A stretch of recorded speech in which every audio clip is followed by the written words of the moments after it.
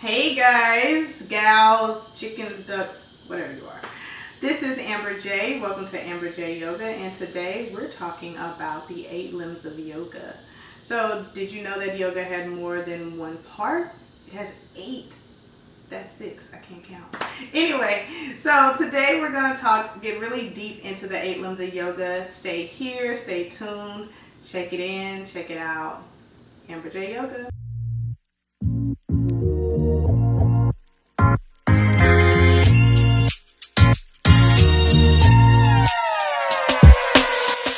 Okay, so first of all, what are the 8 limbs? Well, Patanjali Joyce, is the father of modern day yoga. He's been around for a good, maybe 2 to 3 or 4, it's much longer than that. It's a long time ago.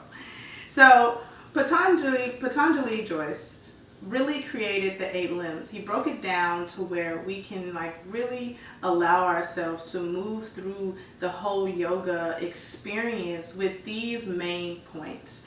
And so the first point are the yamas. The yamas are your moral code. It's the things that you create some type of abstinence from. Things that you are like, you know what, this isn't probably correct, or it's just your way of living your life and then constantly moving within. So the first yama is AHIMSA. And AHIMSA means non-violence, non-harm. But not in the sense that you think. Not immediately punch to the face, or AHIMSA doesn't mean it's not just the very basic of what you think of non-violence. It's not just Martin Luther King walking down the street if you hit me, I'll just take it. That's not exactly what we're coming from here. We're meaning no harm to myself first. So anything that's drinking alcohol, doing all kind of illicit drugs, things that just cause harm, damage, food. In the yoga world, there's just so many different ways to really tap into yourself. So as well as no harm to yourself, it's also no harm to the things around you. You find a little bit more gratitude for the things that are in your life. It could be the plants and how they grow. It could be a bug that walks across the floor. You kind of sweep it out the door versus trying to kill it. It's literally living in this constant movement of peace. Okay, so that's AHIMSA. And moving forward, we're going to move into the next yama. Now, don't forget, yama's number 1. AHIMSA's 1A. Got me? Cool. Okay, so next is B, Satya. Satya is all about truthfulness. Yes, pure honesty. Being as open as you can with who you are, because what is the point of having a moral code or moral ethics if you don't have your own truthfulness, your own piece of yourself, this is what I stand by, this is what I believe in. You have a compass. It is your truth. And it's how you express your truth to each other, to one another, and really just how you kind of sit with yourself. Ask yourself some serious questions. Is this true? Okay, moving on to our third yama, which is good old ASTEYA. ASTEYA is, easiest way to put it is non-stealing. But it's not just stealing of things. It's all the things. Stealing of your time. Don't allow that. People will take advantage of you. Stealing of your gifts. Stealing of your peace. It is not just going to the grocery store and going to Walmart and just see if today I can steal a piece of gum and nobody say anything. It's bigger than that. It's literally, once again, we're talking about the moral code. So how can someone not take over you by really showing them the gifts of ASTEYA, non-stealing? And next is, of course, the wonderful BRAHMACHARYA. BRAHMACHARYA is sexual restraint. Now, before you get upset, I know what I just said. Sexual restraint. Yes. Continence. Yes. Abstinence from the good origins of that. Why? Why would I want to do that? Why would I want to restrain from sexual interaction with other people? Well, number 1, there's spirits on other people. There's pain in other people. Things that people haven't dealt with. So if you lay in bed with somebody and they haven't dealt with their moral code of what it is that they desire in bed, or what they desire as far as their senses, how can you even begin to really understand them? So take time with yourself and learn yourself as a sensual being without having to tap into getting in bed with someone else and bringing all of your problems, because we do use sex as a way of sexual relief, which isn't bad because it brings up the dopamine and the serotonin and all the good things. But imagine if you were able to go to the bed with that already understood, left at the door, and you just showing up as yourself. I'm just saying. Okay. And then finally, in our yamas, we have APARIGRAHA. Say that 3 times. APARIGRAHA. Anyway, it is non-possessiveness. Guess what? My son runs around the house all the time talking about mine, mine, mine, mine, mine. Nothing's yours. Okay? Nothing on this earth is yours. Not even the body that you are in is yours. Why? Because one day you shall leave this earth. You shall become one with the dirt. So when we get attached, and when we get more than attached, when we get possessive of things, like possessive of an idea, or possessive of the way that we think things should go because it was how we were taught, you've noticed that you draw yourself more and more to the opportunity of those things not happening, or those things not occurring, because you're so possessed, like you are literally covered in that idea that you can't allow yourself to be your best self. Once again, the yamas are all about you being your moral code, the way that you live your life, really focusing in. So don't allow yourself to get cracked up and knocked out and into the abyss, all because of you being possessed and not knowing that, you know what, this doesn't work for me. So practice APARIGRAHA whenever you get a chance. Like certain things, certain routines, certain things that you always do, find different ways to allow yourself to just switch from it, to move from it. Okay, so that's enough of the yamas. So I'm just going to run down again. So we have yama, which is our moral code. It is how we live our life, okay? Then we have AHIMSA, and that's just B, A of 1A. That is AHIMSA. AHIMSA is non-violence. Don't do no harm to anything, including yourself first. Then you have Satya. Satya is all about truthfulness, making sure that you're being truthful with yourself, so you can speak your truth, so you can walk in your truth, so you can walk in your purpose. Then there's 3. There's ASTEYA. That's non-stealing, making sure that you don't steal your time, making sure you don't steal other people's time. And then, of course, there's BRAHMACHARYA. That is the wonderful sexual restraint, so you maybe can enjoy one day fully releasing in love and light. And then finally, of course, there is APARIGRAHA, and that is non-possessiveness. So that's the yamas. That's just number 1. We have 8 limbs. Let's move on to number 2.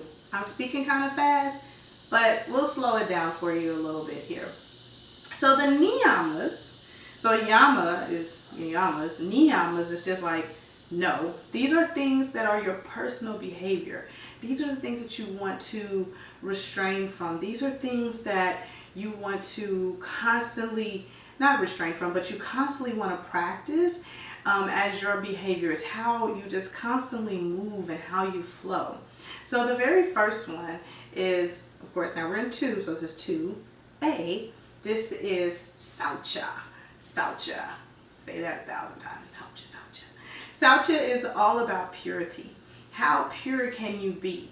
And that's from making sure, from even AHIMSA, that's drinking water, that's being as pure as you can in all the things that you do. It's not just about wearing white and making sure that you do X, Y, and Z to the T. It's your inner purity. Like, you know, when you're little and a kid just constantly just has that unfearful belief, that's what we're looking for in that purity. Purity within ourselves. Purity within our body. So get cleansed. Do some cleansing baths. Do whatever makes you feel good. Okay? So next is Santosha. One more time. Santosha. It's not a girl's name. It's not, hey, Santosha. No, Santosha. Santosha is all about contentment. Being content in the things that you're doing. Like, there's always a time, I didn't say get comfortable, I said be content. There's always a time between point A and point B. Think of a straight line. There's point A on that line, then there's point B. That line in between of you doing your work or whatever is going on in your life is the contentment. It is the place where you're constantly doing the day-to-day work. You have an end goal and you have a beginning, but what you do in that time of contentment is so important. It's so important on how you move forward, how you move through. You have to find a place of contentment to be grateful for the things that you're doing, being content and being determined in those things, just so you know that you're doing the right thing.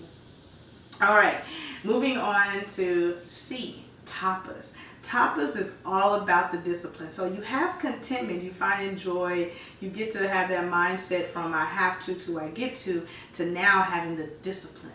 Really allowing yourself not to allow the distractions, allowing the procrastination, allowing the middle of the night text to get your body out of the bed to do things that you know you don't want to do, that allows you to mess up all the things that are from our yamas, that mess with your violence, that bring out that rage, that bring out that possessiveness. Really bring that discipline back in. And it's not just like being hard on yourself. That's not what discipline is about. It's literally creating the boundaries so you can explore and be creative within that space and not feel like you're being constrained, but more so being conditioned and planted so you can grow. So that is tapas. And then next we had Satyaya. Let's say that one more time. Satyaya. Svadhyaya. It's spelled, you heard it. But it is the focus of your spiritual studies. Now, before you start thinking, oh, here she goes, talking about Jesus, talking about God, talking about Gandhi, talking about Judah, talking about all the things. Spiritual study is studying yourself spiritually. How do you function spiritually? How are you praying? How are you meditating? How are you conditioning yourself? How are you when you enter into a room? Are you the light? Do people see you? Are you spiritually connected to yourself? When you close your eyes and you see yourself as this bright beam or just as this immaculate spirit, what does it look like? Is it there? So really do some spiritual self-study. It's not about what you've heard and what you've always read in books. Because even in those books, they say directly to you that you are the descendant of something beyond this physical realm that we're in. So if you're a descendant of that, then you have some spiritual beautifulness going on inside of you. So study what that is. What does it feel like? What does it believe? How does it move? How does it heal? What are its healing gifts? And that's just me going on. And then, of course, our last final niyama is Ishwara Pradhyanda. I'm just going to say that one more time. Ishwara Pradhyanda. I don't want to spell it, but long story short, it's all about your devotion to the higher purpose. God, Allah, Buddha, whatever you are into, it is your daily devotional practice. So when we're getting into all of this and learning, because the yamas and niyamas are really tough ones, but when we get into all this practice and learning all these different lessons, we want to be able to really understand that it's all coming and it's all allowing us to be able to sit with God. And that's how I see meditation. And that is how I want to constantly be in devotion. And not just sit with God, walk with God, talk with God all throughout the day. It's not something that just happens in a moment, like right when you wake up or right before you go to bed or right before you eat your food. It's a constant thing, just like your breath. So Patanjali is really, really trying to get us all to understand the reason that we're doing all these 8 limbs are so we can really have time to be devoted and connected to God. So just to run through the niyamas, which is your personal behavior, one more time. So you have Satya, that's the wonderful world of purity. Then you have brain fart, Santosha, that's contentment.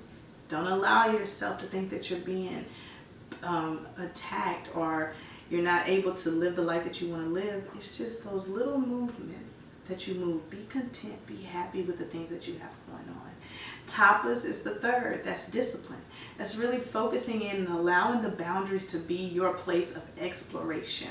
And then of course, that's Satvayaya. Satvayaya is all about the wonderful spiritual study of yourself, understanding what your spirit is here for, what's it doing, what's its purpose, how can it help, how does it naturally help? Thrive there.